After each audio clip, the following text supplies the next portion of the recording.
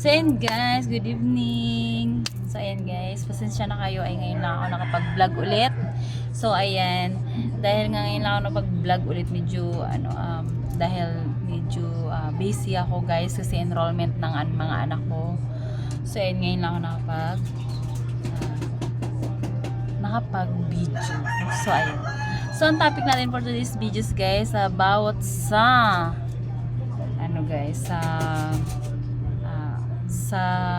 yung hindi nyo pa alam na meron na pala kayong acid reflux, meron na kayong nervous, meron na kayong anxiety, meron na kayong depression. Pag yan magsama-sama yung tatlo guys, boom. Pag mag-boom yan, grabe, para kang may malang masakit guys. So yan, kung acid lang medyo okay pa, pero pag umano na yung nervous or panic attack, ang hirap guys. Kasi yung mga gusto mong puntahan, di mo na mapuntahan. Tapos yung mga ginagawa mo dati, di mo na magagawa. Yung para ka nang may malalang sakit guys. Kasi gusto mong gawin yun pero hinihingal ka na.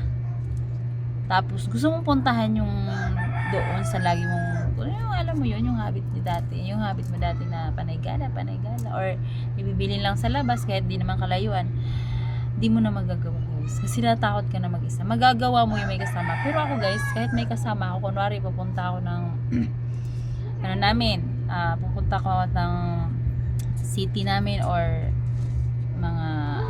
mga pamilihan, supermarket or mga dyan. So ayan guys, pupunta ako sa pupunta kayo sa may pupuntahan kayo. Hindi nyo na magagawa guys. Kasi alam bakit? Nandun na yung takot na what if na matumba ako doon or mapaano ako doon or mandilim yung paningin ko. Yun. Parang yung hindi ka pa nga nakapag-start maglakad, nanghihina na tong tuhod mo guys.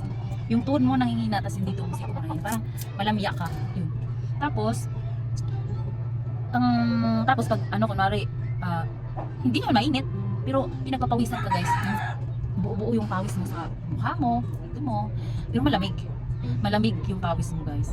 So ibig sabihin nun guys, inatake ka ng panic attack or nervous. Yun. Kasi natakot ka, kaya ka kasi guys, ang dami mong maramdaman. Tapos kunwari, yung mga ginagawa mo dati, yung mas malala pa nga yung trabaho mo dati, pero ngayon na nagkaroon ka na ng ganitong sakit, hinihingal ka na.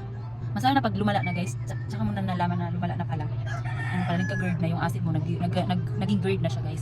So maglaba ka lang, magusot ka lang ng sarili mong hinubaran guys. Tapos pag sampay mo, parang hinihingal ka na, parang nahirapan ka ng huminga. Ganun guys. Tapos kunting pagod mo lang, nahirapan ka ng huminga. So ang hirap, sobrang hirap. So laban lang, ang inaano ko sa inyo, laban lang. Kasi nakaya nga nila, isipin nyo kasi may time talaga guys na naisip mo na makasan ko na lang yung buhay ko. Kasi parang nahirapan na ako eh. Yung pagka-umaga pa lang, parang hirap na ako, parang nahirapan ako huminga. Tapos, at saka yung tulog mo guys, putol-putol sa gabi. Putol-putol siya yung tulog mo, putol-putol sa gabi guys. Yung, parang 1 hour lang, tapos gising ka naman ulit, tapos tulog, tapos 1 hour, gising guys, tapos tulog, tapos gising na naman, tapos tulog, gising na naman. Alam mo yun, parang, tapos pag hihiga ka guys, kailangan mo ng madaming unan na dating hindi ka makiunan. Isa lang sapat na. Ngayon, pag nagkaroon ka ng GERD guys, ang hirap kasi, parang mas gusto mo parang ka lang nakaupo pag higa. Parang ka lang nakaupo pag higa guys, kasi bloated yung tiyan mo, puno yung tiyan mo guys. Tapos parang, pag hindi ka, kahit pinapawisan ka, pag hindi ka nakapag-electric fan, mas okay na napapawisan ka guys, kasi gumagaan yung pakaramdam mo. So sa totoo lang guys, yung ganitong sakit, yung may GERD ka na or may acid ka lang yun, exercise talaga, pero huwag naman masyadong pakapagod kasi bawal nga sa atin yun. Lang yung tama lang na pawisan ka, tapos gagana yung pakaramdam mo. So ayan, tapos yun, yung parang maisip nyo na, parang wakasan nyo na yung buhay nyo, isipin nyo na lang na, kasi minsan maisip nyo yung guys yun na, kaya ko pa ba, hanggang kailan ba to mawawala, kasi wala talaga siyang gamot guys, wala siyang gamot, tayo yung magpapagaling sa sarili natin. Intindihan nyo guys, tayo yung magpapagaling. Kasi bakit tayo magpapagaling? Iwasan yung bawal, kailangan exercise pero wag masyado, tsaka basta mga bawal ang pagkain, bawal ang mga ginagawa na nakakapagod, bawal ka mapagod guys, as in bawal. Tapos bawal ka may stress. Yan, mga bawal na pagkain yung iwasan, mga inumin kung pwede maligam-gam. Yun, baka isipin nyo na, kasi yung mga ibang vlogger yung sabi na kasama na talaga natin to habang buhay. Oo guys, totoo yun, habang buhay kasama na natin to. Pero nasa sa inyo yun guys, kung paano nyo siya i-manage. Kunwari kasi ako matagal na ako 4 years na ako may ganito. Pero okay na, kasi pag once na sinumpong na naman ako, ipahinga ko lang yung katawan ko. Yung parang kung inisip ko kung bakit ako sinumpong, Isip ko, kulang ako sa tulog. Di tulog ko siya. Tapos pagising ko, okay na ako. O kunwari, yung pagkain na nakain ko, parang sunod-sunod na yung mga bawal na kinakain. Yung mga bawal na pagkain, parang sunod-sunod na ako nang kinakain.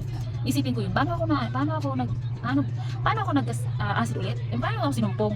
Yun, isip ko, yung sa pagkain, yun. Nagsasabaw na naman ako niyan guys, sabaw. Or kung hindi naman sabaw, maligam-gam na tubig. Tapos, yun, iwasan ko muna yan, kahit ilang araw lang, isang araw, dalawang araw. Yun, sabaw lang. Tapos, walang mantika. Or may mantika man, kunti lang. Tapos, kung nagsawa na ako sa sabaw, steam, or suba, or ihaw, ganyan.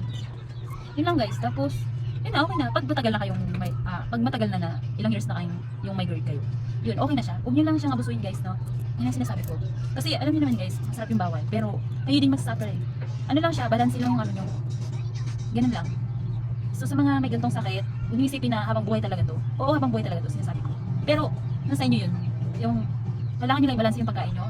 Or ano yung isipin nyo kung ano nakapagpa-trigger, ba't bumalik, ba't tawag na sinumpong ka sa acid mo.